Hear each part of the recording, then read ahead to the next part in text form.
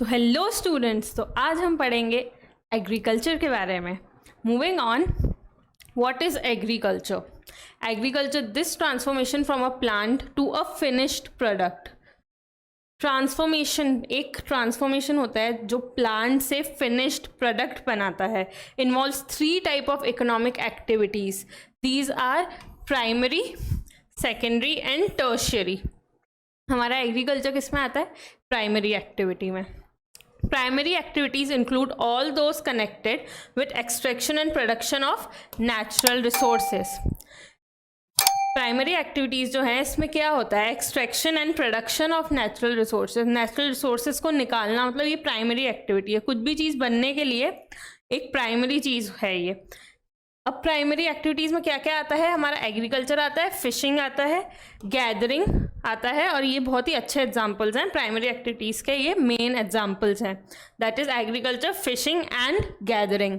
Secondary activities के बारे में भी पढ़ लेते हैं। Secondary activities are concern with the processing of these resources, manufacturing of steel, baking of bread, weaving of cloth are example of secondary activities. अब primary activities में हमने क्या किया? सारे जो रॉ मटेरियल है वो निकाल लिया, वो उगा लिया एक तरह से। अब सेकेंडरी एक्टिविटी क्या है? उस प्राइमरी मटेरियल से क्या सेकेंडरी चीज़ बनेगी? सेकेंडरी चीज़ क्या बनेगी? स्टील बनेगी, बेकिंग ऑफ ब्रेड बनेगा। जैसे गेहूं हमने उगाया प्राइमरी एक्टिविटी के थ्रू, अब उस गेहूं से आटा बना और उस आटे से क्या बनी? ब्रेड। तो baking of bread is secondary activity. Tertiary activities provide support to the primary and secondary sectors through services.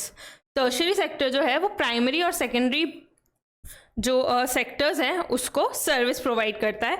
जैसे कि ट्रांसपोर्ट है हमारा, ट्रेड है, बैंकिंग है, इंश्योरेंस है, एडवर्टाइजिंग है, ये सब क्या है? टर्शियरी एक्टिविटीज़ हैं। ठीक है, तो एग्रीकल्चर जो है ये एक प्राइमरी एक्टिविटी है, जैसे कि मैंने आपको बताया।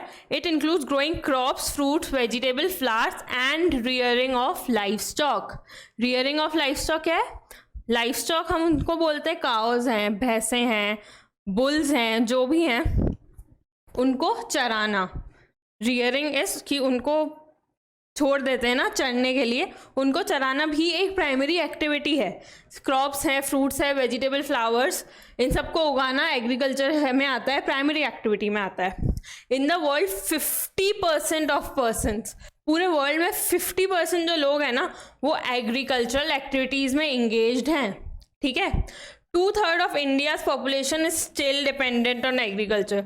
2/3 पॉपुलेशन, लिटरली 3 पार्ट्स कर लो दुनिया के, उसमें से 2 पार्ट, 2 आउट ऑफ 3 जो 2/3 इंडिया की जो पॉपुलेशन है वो डिपेंडेंट है एग्रीकल्चर पे। ठीक है, favourable topography of soil and climate are vital for agriculture activities. जो क्लाइमेट और सॉइल का अच्छा होना, या क्लाइमेट और सॉइल का कोई भी चीज़ में अच्छा होना, काटो यार इसको, सॉइल और क्लाइमेट का अच्छा होना एग्रीकल्चर के लिए बहुत ज़रूरी है। सॉइल और क्लाइमेट का नेचर जो है वो एग्रीकल्चर के लिए बहुत मैटर करता है। सॉइल और क्लाइमेट का नेचर मतलब बिल्कुल एग्रीकल्चर को ट्रांसफॉर्म कर सकता है। अगर वो ख़राब है ना तो जो सारे क्रॉप्स हैं वो सब खराब से निकलेंगे, और अगर सॉइल और क्लाइमेट अच्छा है ना तो फिर बस एग्रीकल्चर ही।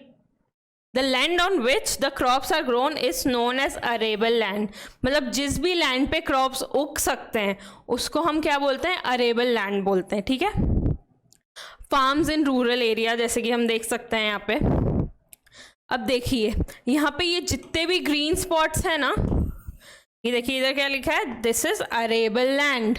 ठीक है, अरेबल लैंड है। यहाँ पे जितने भी आपको डार्क ग्रीन स्पॉट्स दिख रहे हैं, यहाँ पे सब जगह ये सब अरेबल लैंड है। यहाँ पे सब क्रॉप्स उग सकते हैं।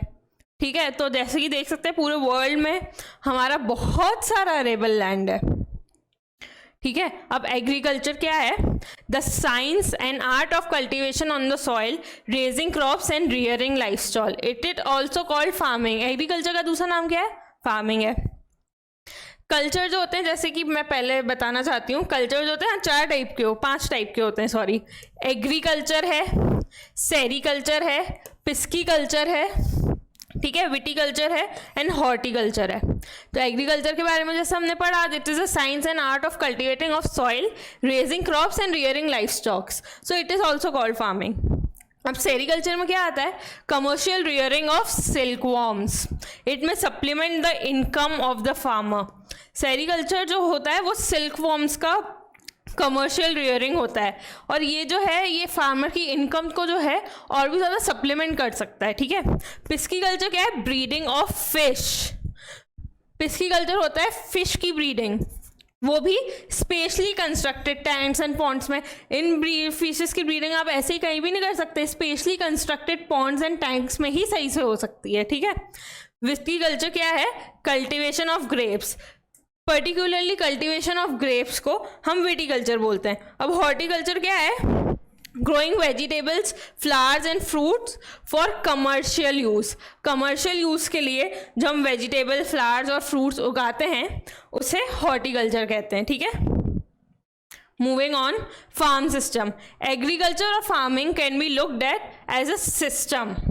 एग्रीकल्चर और फार्मिंग को हम एक सिस्टम की तरह देख सकते हैं। The important inputs are seeds, fertilisers, machinery and labour.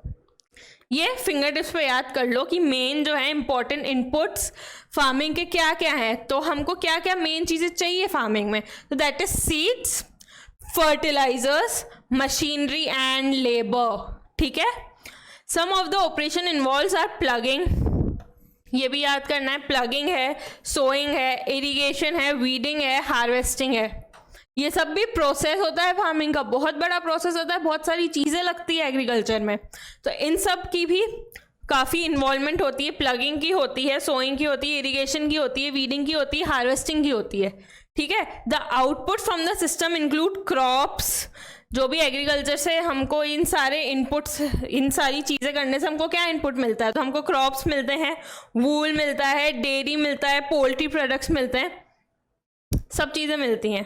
ठीक है, नेक्स्ट, अब जैसे हम देख सकते हैं यहाँ पे ये मशीनरी है, हम पहले इनपुट्स की बात कर रहे हैं, मशीनरी, सीड्स एंड केमिकल्स। ठीक है, इन सब की हमको इन सब चीज़ों की हमको ज़रूरत पड़ेगी फार्मिंग में। मशीनरी हम लगाएंगे, सीड्स लगाएंगे, केमिकल्स लगाएंगे। अब ये प्रोसेस हो रहा है, यहाँ पे फार्मर प्लोइंग कर रहा है, सोइंग कर रहा है, स्प्रेइंग कर रहा है, और हमको आउटपुट क्या निकल के आ रहा है, क्रॉप्स।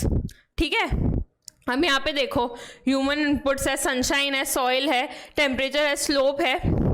ठीक है, यहाँ पे स्टोरेज की ज़रूरत पड़ी है, लेबर चाहिए, मशीनरी चाहिए, केमिकल्स चाहिए। ठीक है, moving on, types of farming. अब हम पढ़ेंगे टाइप्स ऑफ फार्मिंग के बारे में। तो farming is practice in various ways across the world. Farming पूरे वर्ल्ड में बहुत सारे अलग अलग चीज़ों से, बहुत सारे अलग अलग टाइप्स की फार्मिंग होती है हमारे पूरे वर्ल्ड में, depending upon the geographical condition.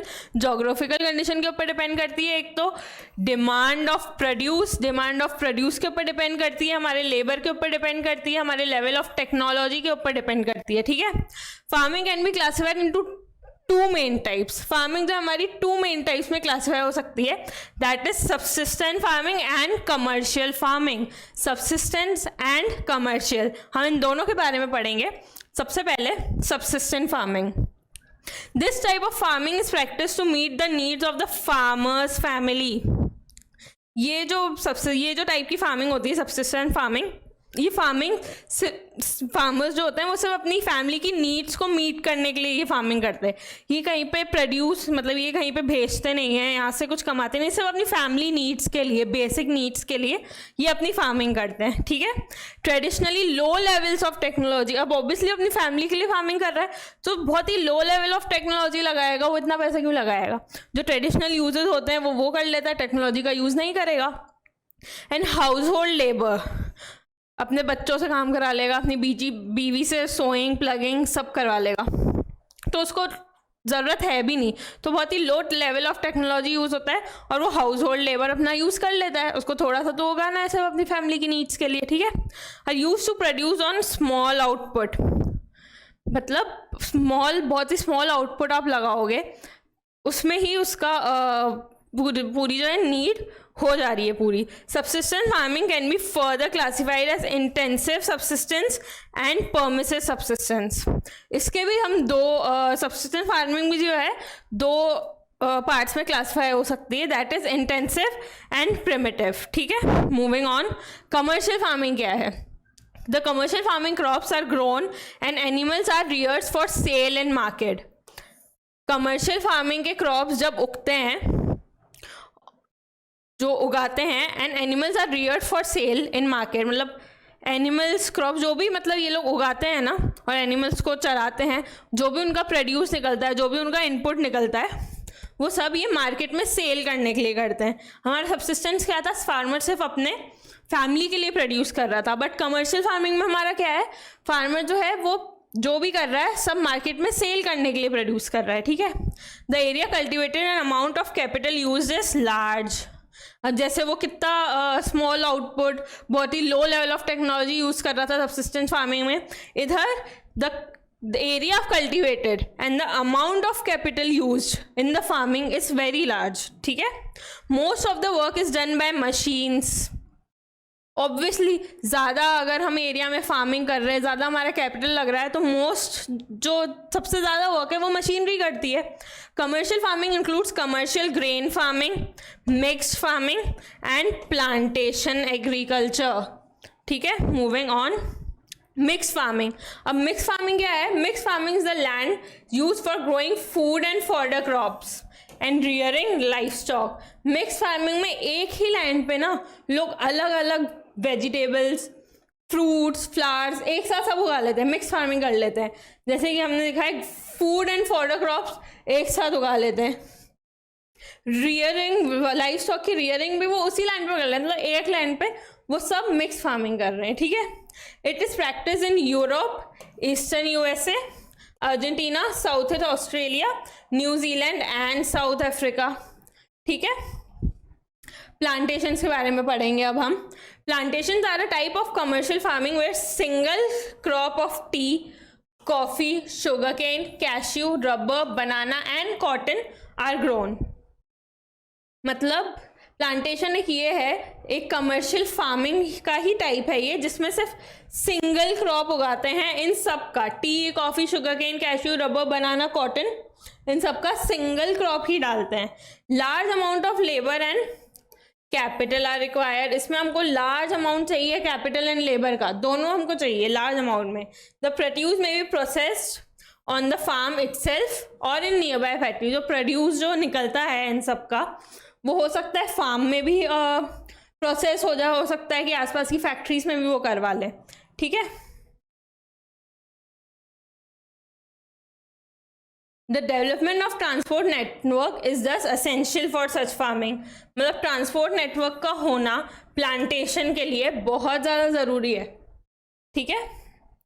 Major plantation are found in tropical region of the world. जो मेजर वाले प्लांटेशंस हैं वो ट्रॉपिकल रीजन्स में ही हैं, हमको ट्रॉपिकल रीजन्स में ही मिलेंगे ये प्लांटेशंस। ठीक है। अब हम पढ़ेंगे नॉन फूड क्रॉप्स के बारे में। रबर। रबर जो है वो एक बहुत ही इम्पॉर्टेंट इंडस्ट्रियल मटेरियल है। हमारी इंडस्ट्रीज को रबर का बहुत काम है, बहुत यूज़ आता है। ठीक है। तो ये एक नॉन फूड क्रॉप है और इंडस्ट्रियल यूज़ में बहुत ज़्यादा आता है। इंडस्ट्रीज का वो रॉ मटेरियल काफ़ी ज़्यादा यूज़ होता है। ठीक है। इंडिया रैंक्स 5th, इंडिया की रैंक 5th है among the world's natural rubber producers. सबसे बड़े जो हैं, सबसे ज़्यादा रबर प्रोड्यूसर्स हैं, उसमें इंडिया 5th है। ठीक है। अब कंडीशंस, हमको रबर के लिए क्या क्या कंडीशंस चाहिए रबर उगाने के लिए, ये हम पढ़ते हैं। It is an equatorial crop. ये एक इक्वेटोरियल क्रॉप है बट अंडर स्पेशल कंडीशंस। ये बहुत ही स्पेशल कंडीशंस के अंदर ग्रो किया जाता है। It is also grown in tropical and सब ट्रॉपिकल एरियाज। ट्रॉपिकल, सब ट्रॉपिकल दोनों एरियाज में हम इसको ग्रो कर सकते हैं। It requires moist and humid climate. अब रबर को उगने के लिए बहुत ही मॉइस्ट क्लाइमेट चाहिए, बहुत ही ह्यूमिड क्लाइमेट चाहिए। ठीक है। Rainfall of more than 200 centimetre चाहिए। रेनफॉल 200 सेंटीमीटर से ज़्यादा ही होनी चाहिए रबर उगने के लिए।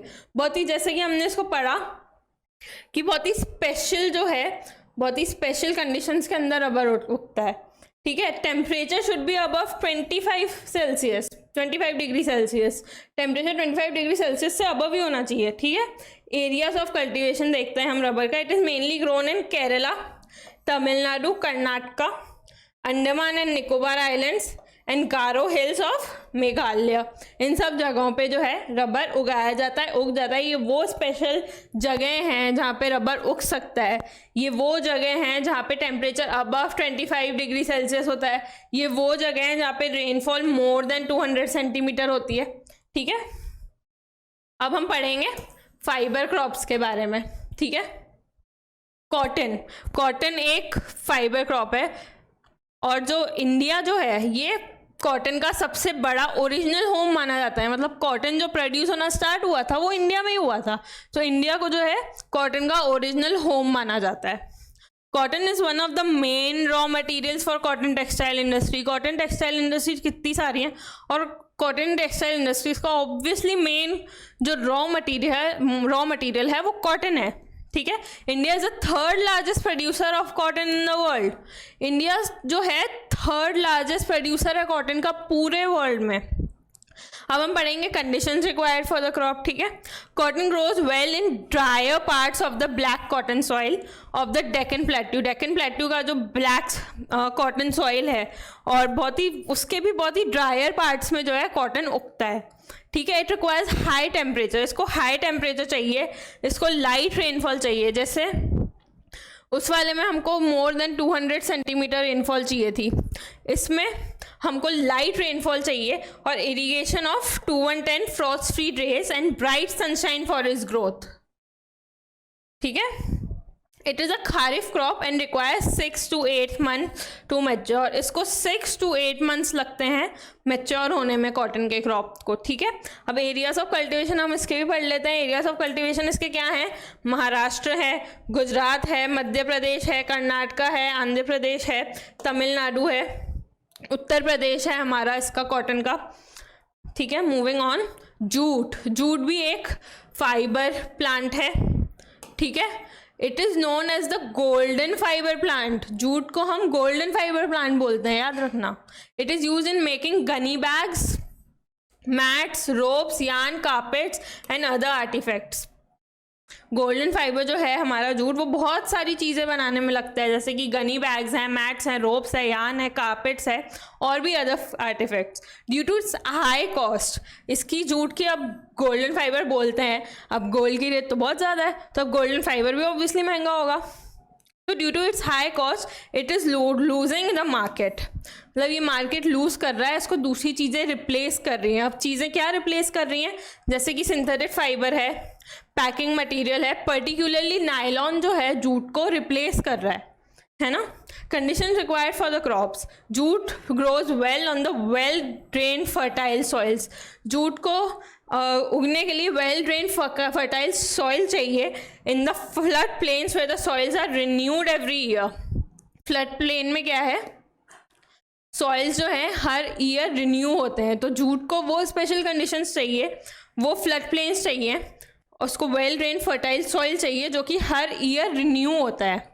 ठीक है। High temperature is required during the time of growth. Growth के टाइम पे जूट को एक हाई टेम्परेचर चाहिए होता है। एरियाज ऑफ कल्टिवेशन हम एक बार देख लेते हैं। इसका एरिया ऑफ कल्टिवेशन है वेस्ट बंगाल है, बिहार है, आसाम, ओडिशा, मेघालय। ये जो है ये मेजर जूट प्रोड्यूसिंग स्टेट्स हैं। ठीक है। अब हम पढ़ेंगे technological and institutional reforms, food security. Moving on, causes for introduction of new reforms in agriculture. क्या कॉजेज हैं कि हमको एग्रीकल्चर में न्यू रिफॉर्म्स लाने पड़े? Agriculture has been practice in India for thousands of years. Obviously हम खा रहे हैं, प्राइमरी एक्टिविटी है एग्रीकल्चर, तो बहुत ही थाउजेंड्स ऑफ ईयर्स से एग्रीकल्चर प्रैक्टिस किया जा रहा है। Continuous use of land without well matched institutional reforms lead to slow down in the pace of agricultural development. Continuous हम लैंड का यूज़ कर रहे हैं, कंटिन्यूस यूज़ कर रहे हैं, उसको रिन्यू होने का मौका नहीं दे रहे। एक प्लांट उगता नहीं है कि हम उस पर दूसरा फसल उस पर उगा देते हैं, वो भी विदाउट वेल मैच्ड टेक्नोलॉजी। तो वो बहुत ही स्लो डाउन का पेस जो है एग्रीकल्चर का पेस जो है बहुत ज़्यादा स्लो डाउन कर रहा है, क्योंकि हम टाइम ही नहीं दे रहे हैं ना लैंड को, और एक के बाद एक हम क्रॉप्स उगाते जा रहे हैं. In spite of development in irrigation, most of the farmers in the large part of country still depend upon monsoon and natural fertility of soil. अब डेवलपमेंट, इरिगेशन का डेवलपमेंट भी हो गया, एग्रीकल्चर का डेवलपमेंट भी हो गया है, फिर भी farmers, most of the farmers जो है वो सिर्फ और सिर्फ monsoon and natural fertility of soil के लिए ही डिपेंडेंट है एग्रीकल्चर पे. ठीक है, इन दोनों पे डिपेंडेंट है फॉर एग्रीकल्चर. और population grow at fast rate than agriculture production. 13 million लोग हर साल हमारी पॉपुलेशन में ऐड हो रहे हैं, और उतना एग्रीकल्चर प्रोडक्शन हमारा हो नहीं पा रहा है. तो पॉपुलेशन तो बहुत ही फास्ट रेट पे बढ़ रही है और एग्रीकल्चर प्रोडक्शन उतना ही हमारा कम हो रहा है. ठीक है, there has been a lot of injustice done with farmers with the current prices for their production. जो अब उन फार्मर्स जो प्रोडक्शन कर रहे हैं उनका करंट प्राइसेस जो हैं बहुत ही लो हैं, जो कि फार्मर्स के साथ इनजस्टिस है. जैसे कि हम न्यूज़ में देखते रहते हैं कि फार्मर्स जो हैं सुसाइड कर रहे हैं बिकॉज उनके क्रॉप्स ख़राब हो रहे हैं, और अगर उग भी रहे हैं तो वो भी बहुत कम प्राइसेस में सेल हो रहे हैं, तो ऑब्वियसली उनका गुजारा नहीं हो पा रहा है. ठीक है, तो फार्मर्स के साथ इनजस्टिस हो रहा है with the current prices of their production. Famine, droughts and other disasters lose the entire crop, putting farmer in dilemma. अब फ्लड्स आते हैं, ड्रॉट्स आ जाते हैं, फेमाइंस हो जाती हैं, तो ये भी उसके क्रॉप फेलियर होते हैं. Most of the crops failure हो रहे हैं, और जो उग भी जाते हैं उसका हमको क्या मिल रहा है, करंट प्राइस बहुत ही लो सेल हो रहा है वो. ठीक है, moving on. Technological and institutional reforms introduce after independence. Independence के बाद क्या क्या टेक्नोलॉजिकल एंड इंस्टीट्यूशनल रिफॉर्म्स जो हैं वो इंट्रोड्यूस हुए थे, पढ़ते हैं. Collective farming was introduce. Collective farming जो है वो इंडिपेंडेंस के बाद इंट्रोड्यूस हुई थी. लैंड होल्डिंग जो है वो कंसोलिडेट हो गए थे. ठीक है, cooperative movements were started in India. Cooperative movement जो है इंडिपेंडेंस के बाद स्टार्ट किया गया था इंडिया में, एग्रीकल्चर के लिए ही, एग्रीकल्चर के हिस्से में. Zamindari system was abolished. Zamindari system इतना ज़्यादा अनफेयर था, उसको इंडिपेंडेंस के बाद अबॉलिश कर दिया गया था. Land reform was introduced in the first 5-year plan. 5-year plans introduce हुए थे हमारे एग्रीकल्चर के लिए, तो उसमें लैंड रिफॉर्म्स को भी इंट्रोड्यूस किया गया था. ग्रीन रिवॉल्यूशन हुआ था. Green revolution, green is agriculture, so green revolution and related technologies were introduce such as use of HYV seeds. Independence के बाद बहुत सारे रिफॉर्म्स, टेक्नोलॉजीज इंट्रोड्यूस हुए थे, जिसमें से एक था HYV सीड्स. हमें HYV सीड्स यूज़ करनी है, हमको फर्टिलाइजर्स यूज़ कर रहे हैं ताकि हमारे क्रॉप्स ख़राब ना हो, उन्हें कीड़े ना खा जाए. And modern machinery and inputs. Modern machinery हमें यूज़ करना है for the growth of the agriculture. White revolution क्या था? White is what? Milk. So white revolution was introduced to increase the milk production. Independence के बाद green revolution and white revolution both introduce हुए थे. White revolution हुआ था for the increased milk production. ठीक है, features of comprehensive land development. Provision for crop insurance. Crop insurance होने लग गए हैं against drought, flood, cyclone, fire and disease. इन सब के अगेंस्ट जो है क्रॉप इंश्योरेंस होने लग गए हैं कि अगर ऐसा कुछ भी आता है, ड्रॉट आता है, फ्लड आता है, साइक्लोन आता है, आग लग जाती है या कोई डिजीज़ हो जाती है, तो उसके अगेंस्ट इंश्योरेंस होता है क्रॉप का. स्टैब्लिश्ड ऑफ ग्रामीण बैंक्स. स्टैब्लिशमेंट ऑफ ग्रामीण बैंक्स जो है फार्मर्स के लिए स्पेशल ग्रामीण बैंक्स स्टैब्लिश किए गए थे. कोऑपरेटिव सोसाइटीज़ बनी थी. Banks for providing loan facilities. किसी फार्मर को लोन की ज़रूरत है, उसके कुछ कमी आ रही है, उसको कुछ सीड्स लाने में कमी आ रही है, वो फर्टिलाइजर्स नहीं ला पा रहा है, तो उसके लिए special bank loan facilities introduce की गई थी with the lower rates of interest. मतलब अगर फार्मर लेता भी है लोन तो उसको बहुत ही लो रेट ऑफ इंटरेस्ट देना पड़ता है, बहुत ही लो रेट उसके लिए इंट्रोड्यूस किया था. What some important steps in this direction. ये कुछ इंपॉर्टेंट स्टेप्स है इस डायरेक्शन में. Kisan credit card. KCC was introduced for easy availability of inputs. Kisan credit card introduce कर दिए गए थे ताकि रॉ मटेरियल खरीदने में, बेचने में, इनपुट्स की अवेलेबिलिटी के लिए किसान को ज़्यादा मुश्किलें नहीं आए, तो इसके लिए KCC इंट्रोड्यूस किया गया था। ठीक है। Personal accident insurance scheme, personal accident insurance scheme PAIS are some other schemes introduced by government of India for the benefit of the farmers के बेनिफिट के लिए ये चीज़ें इंट्रोड्यूस की गई थी। और भी बहुत सारी चीज़ें हैं जो फार्मर्स के लिए, क्योंकि इतना ज़्यादा फार्मर्स का एक्सप्लॉयटेशन हो रहा था, इतना ज़्यादा उनके साथ इनजस्टिस हो रहा था। स्पेशल वेदर बुलेटिन्स हमको मिल जाते हैं, एग्रीकल्चर प्रोग्राम्स होते रहते हैं, और farmers way introduce on radio and television. तो फार्मर्स को अप्रिशिएट करने के लिए बहुत सारे स्पेशल वेदर बुलेटिन्स इंट्रोड्यूस किए गए, एग्रीकल्चर प्रोग्राम्स इंट्रोड्यूस किए गए, और फार्मर्स को और भी ज़्यादा अप्रिशिएट करने के लिए उन्हें रेडियो एंड टेलीविज़न पे भी इंट्रोड्यूस किया गया। ठीक है। The government also announces minimum support price. Government ने क्या अनाउंस किया है? Minimum support price, remunerative and procurement prices for important crops to check the exploitation of farmers by speculators and middleman.